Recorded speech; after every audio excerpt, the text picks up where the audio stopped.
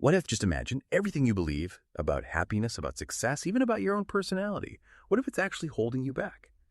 And what if the world isn't nearly as complicated as it seems? Maybe. Maybe you're the one making it complicated. And here's a big one. What if your unhappiness isn't really because of your past or your circumstances, but something you actually choose? Today, we're diving into a really transformative book, The Courage to be Disliked.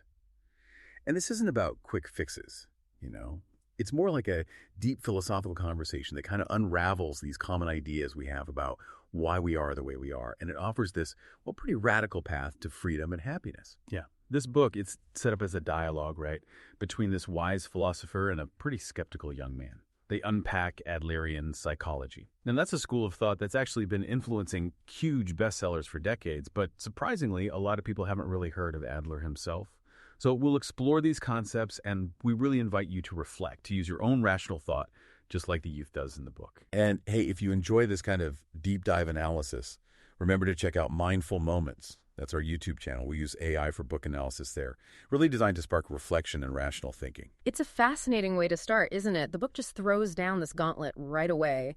The philosopher claims this world is astonishingly simple and life itself is too. Yeah, that's a bold claim. Mm-hmm. I mean, your first reaction, like the youth in the book, is probably, no way. You look around, you see chaos, conflict, inequality. Simple. It doesn't feel simple at all. Exactly. And that's where Adlerian thinking really takes a different path. The philosopher's response is key here. He says, essentially, it's not because the world is complicated, it's because you are making the world complicated. Mm-hmm. The insight is that, none of us really live in an objective world. We live in a subjective one, a world that we personally give meaning to. The world you see, the world you experience, it's different from anyone else's. And you can't ever truly fully share your specific version of the world. So what you're saying is, our reality is basically shaped by how we perceive it. Okay. Like looking through different colored glasses. Precisely. You could have the same event, say, a tough project at work. One person sees it as this huge, scary obstacle. Another person looks at the exact same project and sees a chance to learn, to grow. The project itself hasn't changed. Only the perception, the lens. Wow, that's a really powerful concept when you start to unpack it. And the book explains that this philosophy comes from Alfred Adler, the Austrian psychiatrist. He was right there with Freud and Jung in the Vienna Psychoanalytic Society. But his ideas were apparently seen as 100 years ahead of their time. Yeah, and what's really interesting is how influential Adler became, even if people don't recognize his name. Think about Dale Carnegie, How to Win Friends and Influence People, or Stephen Covey's 7 Habits. So much of their work draws heavily on Adler's ideas. His concepts became, as the book says, commonplace and a feeling shared by everyone, even while Adler himself kind of faded into the background. That's amazing, isn't it? How an idea can become so fundamental that it just blends in. But why? Why do you think he got overshadowed by Freud and Jung, whose names everyone knows? Does the book touch on that? Well, the book suggests part of it might be because his ideas are so empowering and, frankly, accessible. They offer direct, practical insights. Adlerian psychology isn't really about digging endlessly into the past to find someone or something to blame. It's about having agency, power right here in the present.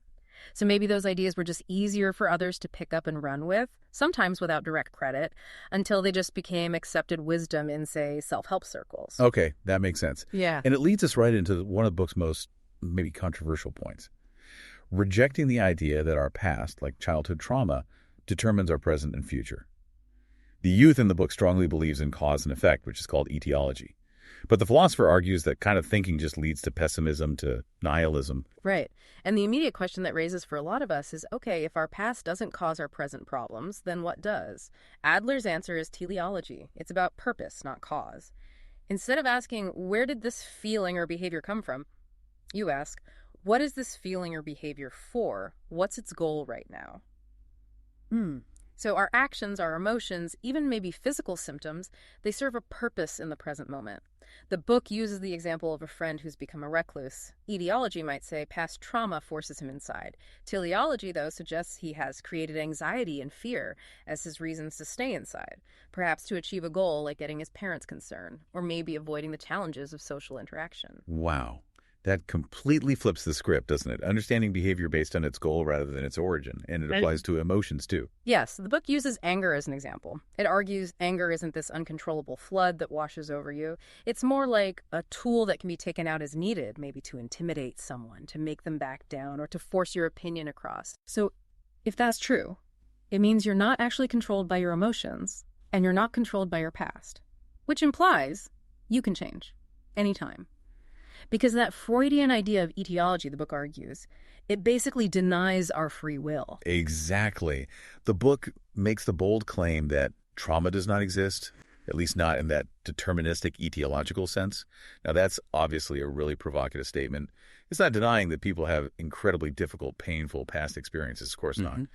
But it is asserting that those experiences don't automatically dictate who you are today or who you have to be tomorrow. Yeah. You are the one who chooses the meaning you give those experiences. But isn't that really tough for someone who feels genuinely stuck because of things that happened? How does Adler deal with the reality of suffering without making it the defining factor? It's a subtle but crucial shift. It doesn't dismiss the pain or the reality of the past event at all. It just reframes its power over you now. The focus shifts from what happened to me to, okay, what am I choosing to do now with what happened? It's fundamentally about empowering you to find purpose and agency, even when things have been incredibly hard. Which brings us to another one of those really provocative lines from the philosopher. Unhappiness is something you choose for yourself. I mean, the youth in the book is outrage, right? It sounds like victim blaming. But the philosopher insists that, on some level, we judge being unhappy as being good for us in some way. Yeah, and this is where the concept of lifestyle comes in. In Adlerian terms, lifestyle isn't just about, your clothes or your house. It's much deeper. It's your fundamental orientation towards life, your core beliefs, your worldview, your typical ways of thinking and acting. And crucially, it's not something you're born with.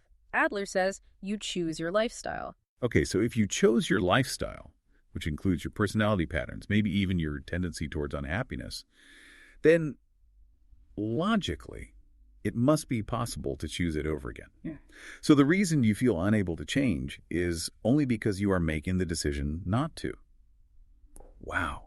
That really puts the power and the responsibility squarely back on the individual. Like if you constantly complain about your job but do nothing to change it, Adler might say you're choosing the familiar discomfort of unhappiness over the perhaps scary courage required to make a change. And courage is the absolute key word there. Adlerian psychology is often called a psychology of courage. Your unhappiness isn't seen as a lack of ability or competence. It's seen as a lacking in the courage to be happy. The philosopher himself calls it strong medicine, and it is. But the flip side is this incredible sense of agency it offers. You have the power to rewrite your own narrative. Okay, let's shift gears a bit to how we relate to others. The book makes another sweeping statement. All problems are interpersonal relationship problems. All of them. That's the assertion. And a big part of that, according to the book, comes down to competition. It says, when one is conscious of competition and victory and defeat, it is inevitable that feelings of inferiority will arise. If life is a constant competition, then you start seeing each and every person as your enemy. That's a pretty isolating way to live. But the book does make a distinction, right? It says feelings of inferiority or even wanting to strive and improve the pursuit of superiority aren't necessarily bad things. They could be healthy motivators for growth, unless you lose courage and just give up. You start telling yourself, oh, I'm not good enough anyway, or why bother trying? It becomes an excuse not to act. Exactly. That's healthy striving versus getting stuck. And then there's the unhealthy side of superiority, the superiority complex. This isn't genuine confidence. It's when someone feels deeply inferior but lacks the courage to improve themselves constructively. So instead, they compensate by boasting, showing off, trying to make themselves look superior. It's a cover-up. And the book talks about power struggles, too. Like when someone challenges you aggressively, maybe tries to pick a fight or yell at you, often they're just trying to draw you into a battle for dominance. The advice, just step down from the conflict as soon as possible. Do not answer his action with a reaction. You don't have to play the game. You can communicate calmly, even if they can't. Think how many arguments that could prevent. Okay, this next concept feels like one of the absolute cornerstones for personal freedom in the book, the separation of tasks. The basic idea is to constantly figure out, is this my task or is it someone else's? And then, crucially, one does not intrude on other people's tasks. Right. The book gives a great example. A child studying. Whether the child actually does the work, That's the child's task. Now, a parent can offer help, create a good environment, encourage them, sure. But commanding them to study or doing it for them, that's intruding on the child's task. The ultimate responsibility lies with the child. Or here's another one that really hit home for me. What other people think of you, whether they like you, dislike you, approve, disapprove. That is their task, not yours. The book says, you're the only one who's worried how you look. Letting go of trying to manage other people's opinions of you. Imagine the freedom in that. It's not your job. And if you follow that logic, if you are not living to satisfy other people's expectations, it follows that other people are not living to satisfy your expectations. That's real freedom, isn't it? Freedom from that constant need for external validation. Which ties directly into the book's title, The Courage to be Disliked. It's easy to misunderstand that, I think. It doesn't mean go out and be deliberately obnoxious or antisocial. It's more about having the courage to live your life authentically, according to your own values and goals, without needing everyone else's approval or recognition. That, the book suggests, is the first step toward lightening the load and making life simpler. And it's important to stress this separation isn't about building walls or isolating yourself. Actually, the book calls it the gateway to good relationships. Good relationships need a certain amount of space, healthy boundaries. If you're too enmeshed, you can't relate freely. If you're too distant, you can't connect. Separation of tasks helps find that right distance. Okay, this next part really challenges something most of us see as positive. Praise. The book argues praise is often a sign of a vertical relationship, meaning the person praising puts themselves in a position of being a person of ability, judging someone they see as having no ability. It can actually be a subtle form of manipulation, reinforcing inequality. Right. Instead of praise, Adlerians advocate for expressing gratitude, saying thank you. It's a clear acknowledgement of the other person's contribution, but it comes from a place of equality. It fosters horizontal relationships where people are seen as equal but not the same. That equality is absolutely fundamental to Adlerian psychology. You appreciate them without putting yourself above them. That leads into the idea of community feeling. The book says belonging isn't passive. A sense of belonging is something that one can attain only by making an active commitment to the community, not simply by being here. You have to contribute. And contributing requires you not to be the center of the world. The book points out that people obsessed with the desire for recognition are also extremely self-centered. They're always thinking about what others can do for them. Those who think they're the center, it says, always end up losing their comrades before long. Because real connection requires seeing others as equals, not just orbiting planets. I like the advice it gives if you feel trapped in a difficult community, maybe a toxic workplace or a tough school environment. It says, listen to the voice of the larger community. Remember, there's a bigger world out there. You're not confined to that one small pond. You can find belonging and connection elsewhere. That takes courage, too. The courage to be free. So we've covered a lot of ground-changing perspectives, taking responsibility, relating to others. How does the book suggest we actually build a happy life using these ideas? It seems to boil down to three core things: self-acceptance, confidence in others, and contribution to others. Let's start with self-acceptance. It's about seeing yourself clearly and accepting who you are right now. Accept this me just as it is. But it's not passive resignation. It's also having the courage to change what one can change. It reminds me of the serenity prayer, accept what you can't change what you can. It's about having that firm grasp on the truth of yourself, warts and all, and working from there. Then there's confidence in others. And the book draws a distinction here. It's not conditional trust, like how a bank trusts you repay a loan if you have collateral. It's unconditional confidence, doing without any set conditions whatsoever when believing in others. Believing in them, even if there's a risk you might get hurt or taken advantage of, that's a really high bar. It absolutely is. It requires vulnerability. But the argument is, if you always operate from a place of doubt, you'll constantly be looking for proof of betrayal, and you'll probably find it, even if it isn't really there. You poison the well. The book argues it is precisely because we lay a foundation of unconditional confidence that it is possible for us to build a deep relationship. If your relationships are shallow, built only on conditional trust, then the joy that relationship brings each day will also be slight. Deeper connection requires deeper unconditional confidence. And the third pillar, maybe the most important, is contribution to others. The book calls this the guiding star of Adlerian psychology. It says essentially, no matter what moments you are living or if there are people who dislike you, as long as you do not lose sight of the guiding star of I contribute to others, you will not lose your way.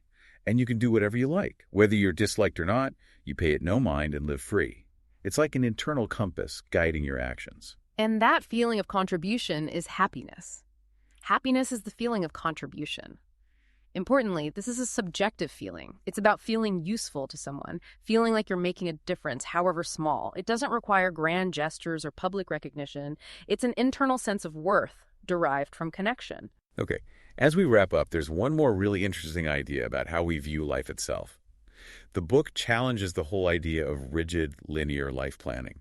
It suggests life isn't a continuous line stretching from your past into a predetermined future. Instead, it's a series of dots, a series of moments called now. Trying to plan that whole line out rigidly is basically impossible. And putting your life on hold now for some imagined future payoff. The book calls that the greatest life lie of all. If you constantly think of today as just a preparatory period for tomorrow, you miss living today. Your present becomes dull, just a means to an end. So the call to action is to fearlessly shine a bright spotlight on here and now. It means focusing on doing what one can do now, earnestly and conscientiously. Like if you're studying for a big exam months away, the focus isn't just the future exam. It's about engaging fully in the act of studying today, dancing the dance of effort in the here and now, finding the meaning in this moment. And this ties into what the book calls the courage to be normal. We live in a culture obsessed with being special, extraordinary. Adler says don't chase that easy superiority. Being normal is not being incapable. There's profound value and potential for happiness in just accepting your normal self and focusing on your contribution right now. The book claims, if you are able to possess the courage to be normal, your way of looking at the world will change dramatically. It's about finding peace in the ordinary, isn't it? It really is. Yeah. Wow, what a journey through the courage to be disliked. We've touched on so much how perception shapes reality, the power of focusing on purpose, teleology, the freedom in separating tasks, building equal relationships, and really living in the present. And that core idea, happiness is the feeling of contribution. It's definitely a book that sticks with you. And it's not just about intellectually grasping these ideas, is it? It's about applying them. So the question for you, listening right now, is what might you choose to do differently, maybe starting today, right here, right now, based on hearing about this? Yeah, great question. And if this conversation sparks something in you, there's always more to explore. For more analyses like this, definitely visit our Mindful Moments YouTube channel. And check out our other podcasts too. If you want to read The Courage to be Disliked for yourself, there's a link in the show description where you can find out more or grab a copy.